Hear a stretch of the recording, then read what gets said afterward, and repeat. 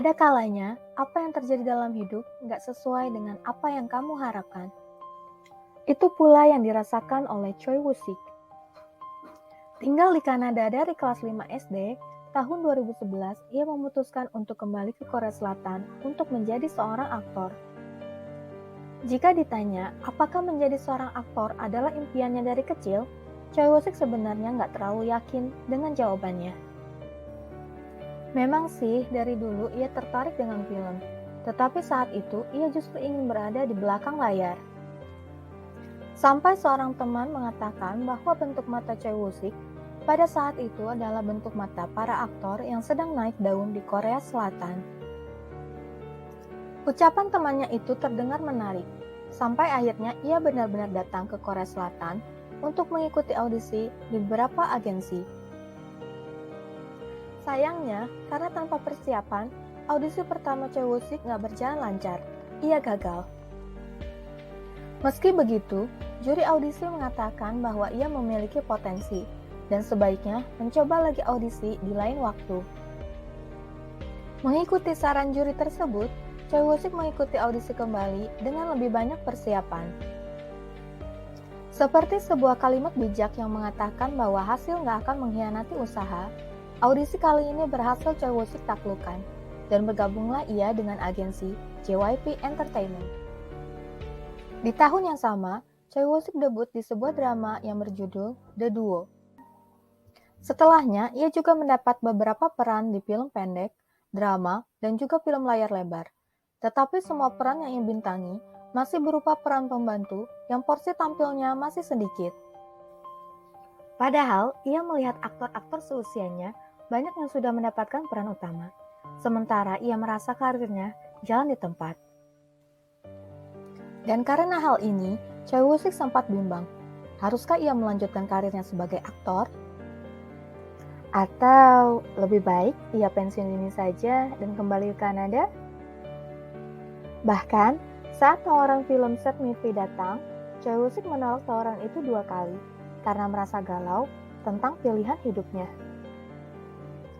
Tapi mungkin memang Set Me Free sudah ditakdirkan untuknya. Jadi, meski ditolak, pada akhirnya tawaran itu pun diterima. Dan disinilah awal mula kemampuan akting Choi Woo-sik mendapat banyak pengakuan. Mendapat peran sebagai Young-jae, seorang anak yang ditelantarkan oleh ayahnya dan terpaksa tinggal di rumah penampungan, Choi Woo-sik berhasil memikat penonton dengan aktingnya yang mampu memperlihatkan pergolakan emosi seorang remaja. Film Set Me Free banyak mendapat apresiasi. Bahkan untuk Choi Woo-sik sendiri, secara beruntun beberapa penghargaan memberikan apresiasinya.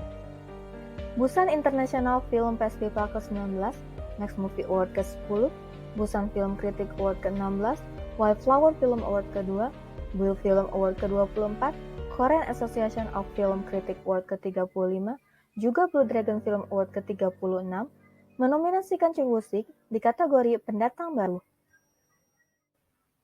Dan menariknya, hampir semua penghargaan Choi Woo-sik keluar sebagai penerima penghargaan. Saking senangnya nih mendapat penghargaan, Choi Woo-sik terlihat gugup saat melakukan pidato kemenangannya. Saat menutup pidato, ia membungkuk terlalu rendah dan kepalanya membentur mic.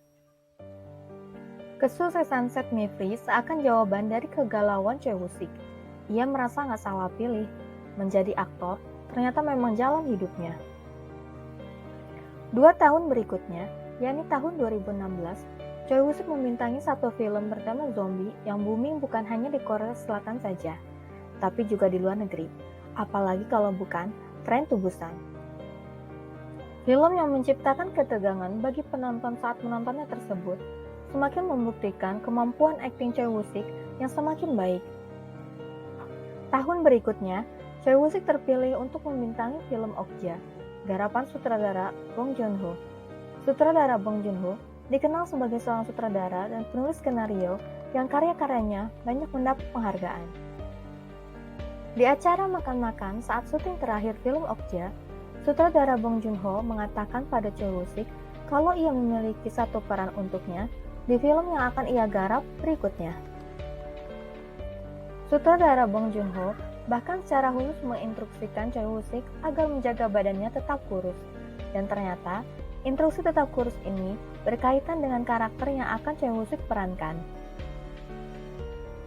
2 tahun setelah Okja, kerjasama kedua dengan sutradara Bong Joon-ho kembali terwujud. Parasit, sebuah film yang mengangkat isu kemiskinan di Korea Selatan. Dalam film Parasit ini, Choi Woo-sik memerankan Kim Ki-woo, seorang anak sulung dari 2 bersaudara yang lahir dan besar di sebuah keluarga miskin yang terpaksa tinggal di rumah basement. Alur cerita yang menarik, penyutradaraan yang apik, dan tentunya akting para aktor terbaik menjadi ramuan yang membuat Parasit menjadi film yang sukses besar. Parasit menjadi satu wabah yang mendunia. Sukses di banyak negara, Parasit banyak mendapatkan penghargaan bukan hanya di Korea Selatan, tetapi juga penghargaan-penghargaan berskala internasional. Dikenal sebagai pemain film yang sukses, Choi Woo-sik juga membintangi beberapa drama. Dan dramanya di awal tahun ini, yang ditayangkan di SBS dan juga Netflix, berhasil merubah image-nya yang dark di film Parasit menjadi sosok konyol yang menggemaskan. Dipasangkan dengan Kim Da-mi dalam drama ini, keduanya mendapat pujian jika chemistry yang mereka tampilkan dalam drama terlihat sangat nyata. Pelan tapi pasti, karir akting Choi Woo-sik semakin diakui, dan popularitasnya semakin meningkat. Dan untungnya, ia nggak memilih menyerah. Untungnya ia tetap memilih percaya bahwa akting adalah bagian dari hidupnya.